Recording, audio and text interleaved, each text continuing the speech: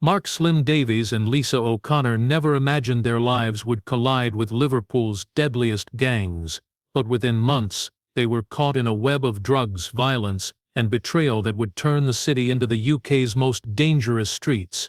Liverpool's transformation from a proud maritime city into the heart of Britain's drug empire began quietly, hidden beneath the noise of crumbling docks and fading industries. During the 1980s, the city was struggling. Unemployment rose sharply as factories closed and trade declined, leaving generations of working-class families trapped in poverty. The once bustling port that connected Liverpool to the world became a ghost of its former self. But in the shadows of economic collapse, opportunity emerged for those willing to cross the line. The same shipping routes that once carried cotton and spices from distant lands became the perfect cover for a new kind of trade, one that would poison the city from the inside out. As global drug cartels searched for reliable entry points into the UK, Liverpool's location made it ideal. Ships from South America and Africa arrived daily, unloading countless containers. Customs checks were limited, and corruption was easy to exploit. Hidden among legitimate cargo, smugglers began sneaking in shipments of cocaine, heroin, and cannabis. These early operations were small, but they planted the seeds of a network that would soon spread across the nation. The port's labyrinth of warehouses, tunnels, and storage yards became havens for traffickers who understood that in chaos, power could be found. At first, only a few local criminals understood the potential of the drug market. Street gangs that once survived on theft and protection rackets began experimenting with small-scale distribution. The profits were instant, far greater than anything traditional crime could offer. Word spread fast through the estates. Selling drugs wasn't just crime, it was survival. In neighborhoods like Toxteth and Kirkdale, where poverty ruled and opportunity was scarce, young men saw dealing as their only escape. The streets that once echoed with laughter and music now carried a different rhythm, the constant hum of fear, greed, and ambition. Police attention during this time was focused on political unrest and gang violence, not drugs. This allowed dealers to expand quietly, forming connections with smugglers who could deliver supply without interruption. Money began pouring into the hands of people who, just years earlier, couldn't afford a bus ticket. Flashy cars and gold jewelry appeared overnight. The gap between the struggling working class and the newly rich underworld widened, and resentment grew. Families were torn apart by addiction, while others thrived off the profits it created. The moral lines that once defined right and wrong blurred as more people became involved, whether as users, dealers, or silent bystanders. By the early 1990s, Liverpool's underworld had matured. What began as scattered street selling turned into a coordinated system of distribution and control. The docks remained the entry point, but the reach extended far beyond the Mersey. Drugs from Liverpool were making their way into Manchester, Leeds, and Birmingham. The city had unknowingly become the foundation of Britain's new drug economy. As unemployment continued and despair deepened, the trade grew stronger. The police were still struggling to understand just how organized it had become. Beneath the surface of everyday life, Liverpool was changing, and the darkness spreading through its veins was only just beginning to take shape. As the 1990s unfolded, Liverpool's struggling neighborhoods became the breeding ground for a new kind of power, the rise of the street crews. Young men who had grown up surrounded by poverty and frustration began forming small, tight-knit groups that ruled their local territories with intimidation and loyalty. These crews were not born from traditional organized crime, but from desperation, shaped by unemployment, social neglect, and the absence of opportunity. What started as groups of friends protecting their blocks quickly turned into sophisticated operations, controlling the city's growing drug market. Every estate had its own enforcers, suppliers, and watchers. To outsiders they looked like ordinary youths. In reality, they were the architects of a criminal empire in its infancy. The competition between these groups was fierce. Each crew fought for control over certain corners, pubs, and housing estates where drug sales flourished. Violence became the language of business. Disputes over territory often ended in bloodshed, with guns and knives replacing fists as the tools of control. Police were overwhelmed by the surge in violence, yet they underestimated how organized the gangs had become. Beneath the surface, the crews were building networks that connected them to larger smuggling rings operating through Liverpool's docks. The once scattered underworld was slowly merging into a single dangerous ecosystem, one that would soon extend its reach across the UK. Among the emerging names was a group known locally as the Edge Lane Boys. They were young, ruthless, and innovative. They understood that to dominate the streets, they needed to control supply. Through contacts in Spain and Morocco, they established direct connections with international traffickers, bringing in cannabis and cocaine in bulk. This new level of access gave them an edge over rivals, allowing them to flood the streets with cheaper, purer drugs. Their profits skyrocketed, and their influence grew rapidly. Other gangs took notice, mimicking their methods, and seeking their own foreign partners. What began as small-scale dealing had transformed into an international business run from the back streets of Liverpool. The wealth pouring into the city's underworld changed everything. Lavish lifestyles became symbols of success. Designer clothes, luxury cars, and expensive holidays were used to recruit the next generation. Teenagers looked up to gang members who flaunted money and power, seeing them as role models in a city where honest work seemed impossible. At the same time, addiction rates in poorer areas soared. The same communities that supplied the dealers also suffered most from the destruction drugs caused. It was a vicious cycle, one feeding the other, trapping entire families in crime and despair. By the late 1990s, Liverpool's gangs had become a silent army. They operated in shadows, spreading their influence into nightclubs, bars, and taxi companies. To launder money, the city had entered a new era where the line between criminal and businessman blurred. The drug trade was no longer a secret, it was an empire in plain sight. Law enforcement struggled to keep up, unaware that the street crews they once dismissed as small-time thugs were about to become some of the most powerful criminal organizations in British history. By the early 2000s, Liverpool's underworld had evolved into something far more dangerous and profitable than anyone had anticipated. Cocaine had become the new currency of power, and the city's gangs were no longer just local street dealers. They were international suppliers feeding a nationwide epidemic. The trade was cleaner, faster, and more efficient than ever before. The purity of the product was unmatched, making Liverpool's cocaine some of the most sought after in Britain. At the center of this booming industry were two rival factions, each determined to dominate the city's lucrative drug routes. What began as neighborhood rivalries had now turned into an all-out war for control of millions in illegal profits. The competition between these factions intensified when new European routes opened through the Netherlands and Belgium. Smugglers used hidden compartments in cars, cargo shipments, and even ferry lines to move vast quantities of drugs directly into the city. The gangs no longer depended solely on the docks. They had diversified their routes and built alliances across borders. The cocaine boom flooded the city with money. Expensive cars lined the driveways of council estates, while luxury apartments and nightclubs became fronts for laundering cash. But beneath the appearance of success lay chaos and bloodshed. The gangs operated like corporations but settled disputes like soldiers at war. Every betrayal, every missed payment was answered with violence. Shootings became frequent, often carried out in broad daylight.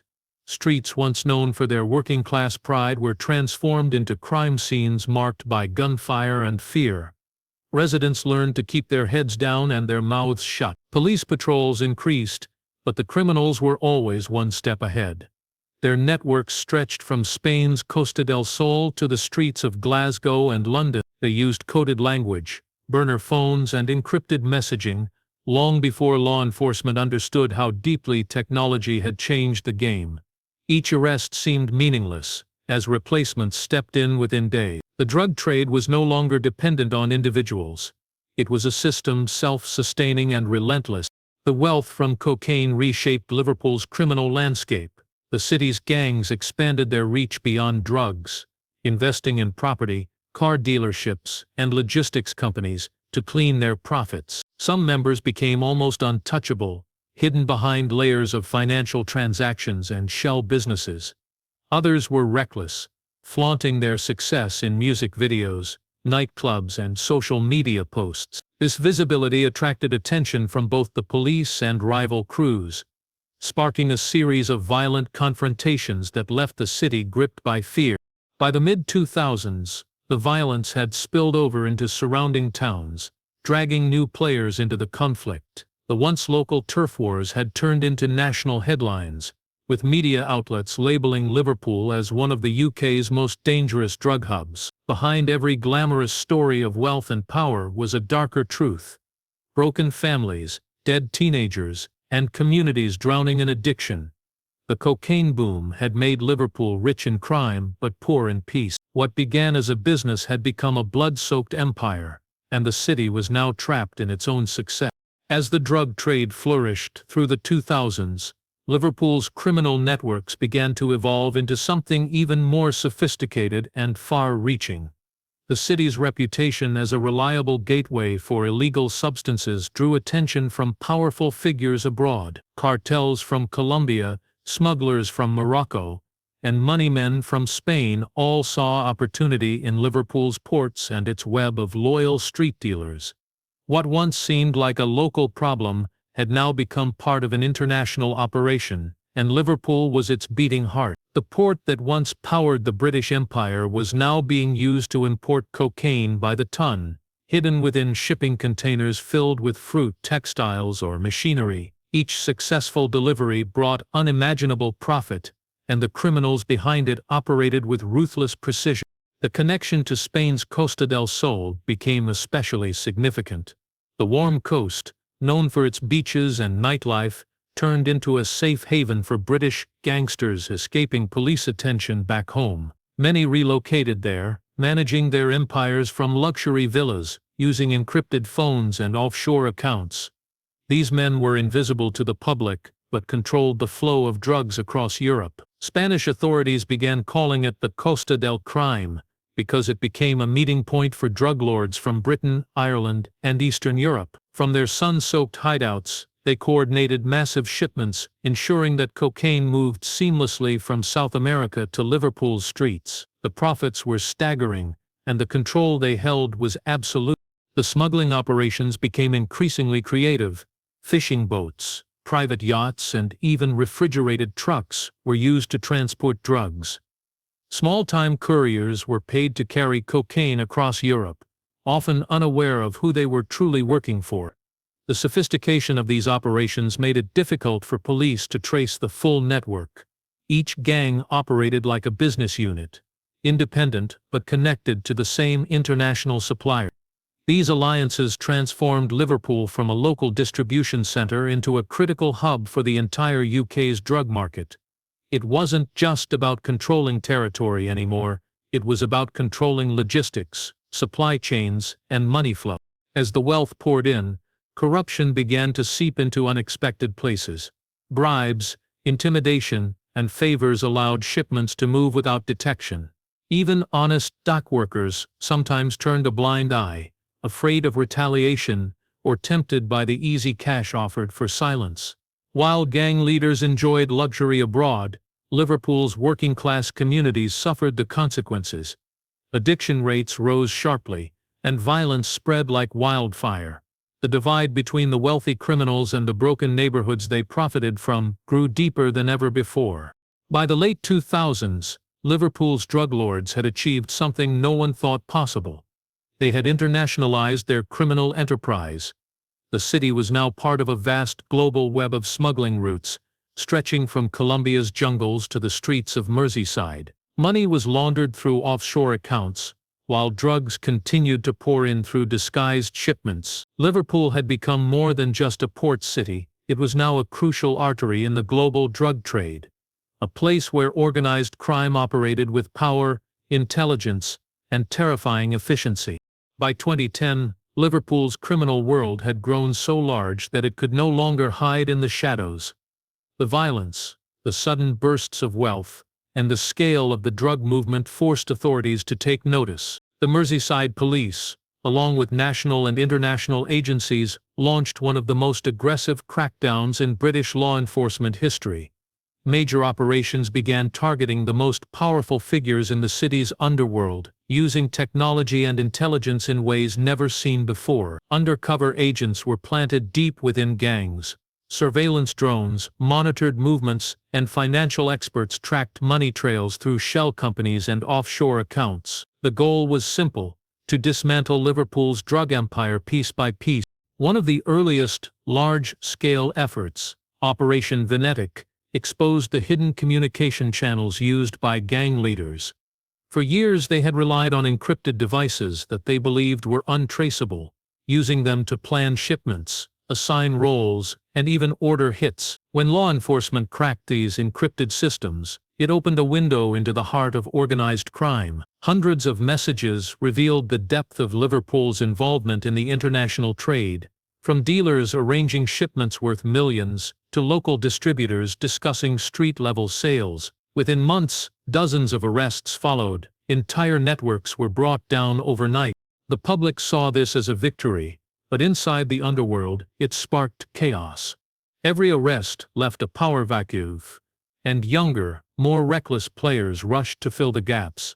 Some of them were barely out of their teens, eager to prove themselves and unwilling to negotiate. The older generation had been businessmen, cold, calculating, and strategic. The new generation was impulsive and violent, more interested in reputation than control. The result was a wave of bloodshed that spread across Merseyside, undoing years of police progress. For law enforcement, the challenge became one of endurance. Each success revealed how deeply entrenched the system was. Drug shipments didn't stop, they simply changed routes. Arrested gang leaders continued to issue orders from behind bars, using coded messages and smuggled phones. Money still flowed through the same channels, only under new names. The authorities realized they weren't fighting individuals anymore. They were battling a culture that had been growing for decades. Still, there were moments of triumph. Major seizures at the port cut millions from the gang's profits. Coordinated raids across the UK dismantled warehouses used for storage and distribution. International cooperation led to arrests in Spain, Holland, and even South America. Yet the city's streets remained tense. Locals whispered about the next raid, the next killing, the next headline. Every victory came with consequences, as criminals adapted faster and grew bolder. By the end of the decade, the police had made record arrests and confiscated tons of drugs. But the overall picture hadn't changed. The faces were different, but the system remained the same. Liverpool's drug empire had survived every crackdown and emerged more resilient each time. For the authorities, it was no longer just about catching criminals. It was about breaking a cycle that had become part of the city's identity. The years following the major police crackdowns were some of the bloodiest Liverpool had ever seen.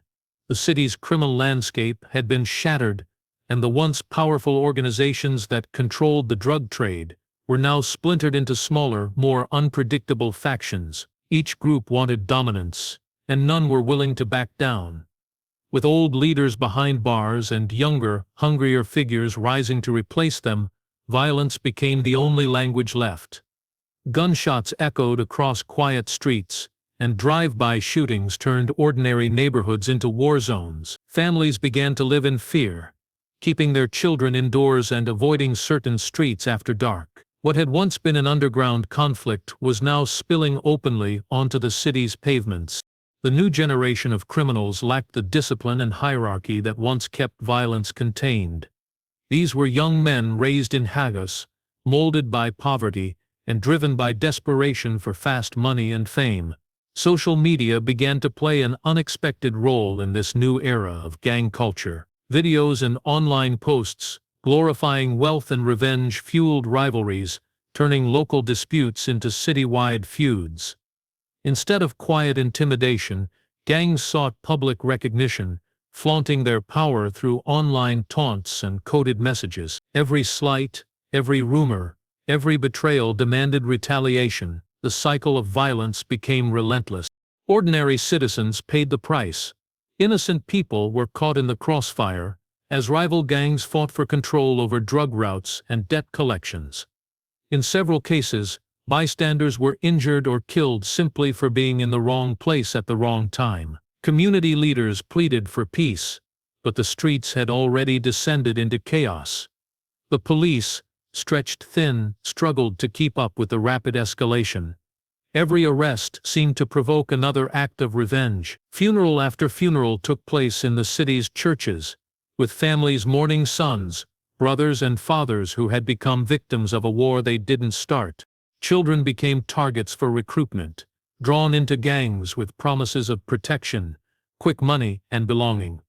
They were given small roles, carrying weapons, delivering drugs, or acting as lookouts, and before long, they were trapped in a life that offered no way out. Many of them had grown up seeing gang members as role models, and for them, crime wasn't a choice, it was survival.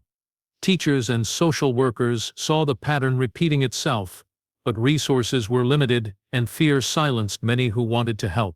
By the mid-2010s, the violence had reached a point where even seasoned criminals began to fear for their safety. No one was safe from betrayal. Alliances shifted constantly, and murders were often carried out by former friends or relatives. The city's reputation suffered as media coverage painted Liverpool as one of the most dangerous places in the UK. For many residents, it felt like living under siege, a constant tension that hung in the air, where silence meant safety and speaking out could mean death. The bloodshed had turned the drug empire inward, consuming itself, leaving scars that would take generations to heal. While the violence on Liverpool's streets captured headlines, a hidden empire was quietly operating behind the scenes, far removed from the public eye.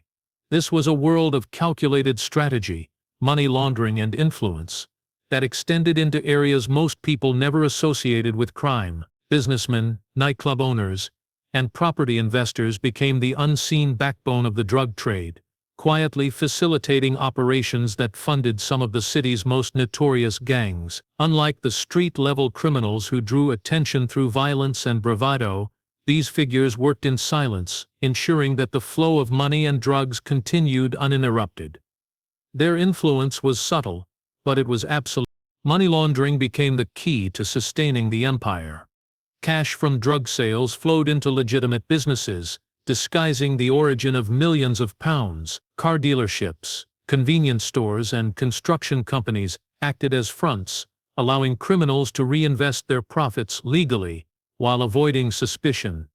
Offshore accounts and shell companies were used to store funds abroad, making it nearly impossible for authorities to trace. The more money they laundered, the deeper they embedded themselves into the city's economy. Even banks and accountants were sometimes unknowingly complicit, drawn in by the allure of profit or pressured by threats. Liverpool had become a city where appearances could be deceiving, and wealth could hide the darkest secrets. These hidden operators wielded influence in ways the public rarely saw. Nightclubs, bars, and entertainment venues doubled as meeting points for gang leaders and their associates. Deals were struck under the cover of music and lights, while law enforcement struggled to gather evidence. The network extended into politics and law, with certain figures using connections to obstruct investigations, delay prosecutions, or gain insider knowledge. In some cases, intimidation was enough to ensure compliance. The gang leaders who ruled from behind the scenes were just as powerful as those on the streets, but far more untouchable. Despite the outward chaos of shootings, stabbings, and street-level crime, this hidden empire thrived. While the younger, violent generation fought openly for territory, the older, more strategic figures focused on control and profit. They manipulated the system to their advantage, ensuring the drug trade continued to grow while minimizing direct risk to themselves. They had learned from past crackdowns, becoming more careful, more patient, and more innovative. The streets were a distraction, a visible demonstration of power, while the real wealth and control remained hidden. This duality created a dangerous ecosystem. The violence kept communities in fear, the police occupied, and media attention focused on the wrong players, while the hidden empire expanded quietly. Liverpool had become a city where crime was layered. The chaos on the surface fed the stability beneath. Drug lords operated like CEOs, overseeing operations worth millions, dictating the flow of the city's most dangerous commodities. The scale and sophistication of their influence were staggering, and it revealed a terrifying truth. Controlling Liverpool's streets was only half the battle. The real power lay in the invisible networks that few dared to challenge. The city's underworld had grown beyond the grasp of traditional law enforcement, entrenched in wealth, influence, and a cunning that ensured it could survive almost anything. In recent years, Liverpool has begun to fight back, though the scars of decades of crime remain visible in its streets and communities. After years of unchecked drug trade and violence, a new generation of law enforcement officers, social workers, and community activists has emerged, determined to reclaim the city from the underworld. This movement is not just about arrests and crackdowns, it is about rebuilding the social fabric that was torn apart during the height of Liverpool's drug empire. Schools, youth centers, and charities now focus on prevention, education, and rehabilitation, aiming to break the cycle that trapped so many young people in crime. Programs teach children about the dangers of drugs and gang culture, offering alternatives in sports, arts, and vocational training. Former gang members have become unexpected but powerful allies in this effort. Some have chosen to speak publicly, sharing their experiences to warn others of the consequences of a life in crime. Their testimonies are raw, honest, and frightening, revealing the full extent of Liverpool's transformation into a drug hub. Many tell of friends lost to shootings, addictions that destroyed families, and the constant fear of betrayal. By confronting the reality of the city's past, they provide a roadmap for a different future, one where young people can aspire to legal success rather than criminal notoriety. Law enforcement has also adapted. Modern policing relies heavily on intelligence and collaboration, both locally and internationally. Police now target not only street-level dealers, but also the financial networks and hidden operators that support them. Undercover operations, surveillance, and data analysis have become standard, and task forces coordinate across cities and borders to dismantle criminal enterprises before they can grow. Arrests and prosecutions continue, but the focus is increasingly on prevention and rehabilitation rather than simply punishment. Despite these efforts, the road to recovery is long and difficult. Many neighborhoods still struggle with addiction, poverty, the lingering influence of criminal networks. The culture of fear and mistrust developed over decades is not easily erased. Families who lived through the height of violence often remain wary, and children growing up in these areas must navigate a landscape still shaped by the city's dark past. The drug trade, though reduced, has not disappeared entirely. Opportunistic criminals continue to exploit gaps in social services and law enforcement, keeping the threat alive. Yet, there is hope. Liverpool's story is not just one of crime and destruction, it is also a story of resilience and resistance. The city's citizens, activists, and authorities have begun to reclaim control, proving that even the deepest roots of criminal power can be challenged. Rehabilitation programs help addicts return to productive lives. Community policing restores trust between citizens and law enforcement, and education initiatives aim to prevent the next generation from following the same dangerous path. The transformation is ongoing, and Liverpool is far from fully healed. But the city's fight demonstrates a powerful truth: no empire of crime is invincible. The streets that were once ruled by fear are slowly filling with hope, and the city is learning to rebuild itself from the shadow of decades-long corruption and violence. Liverpool's struggle is a testament to the resilience of communities and the possibility of redemption, even after the darkest chapters of history. The city may have been the UK's drug capital, but it is now a battleground for its own recovery, and its people are determined to win.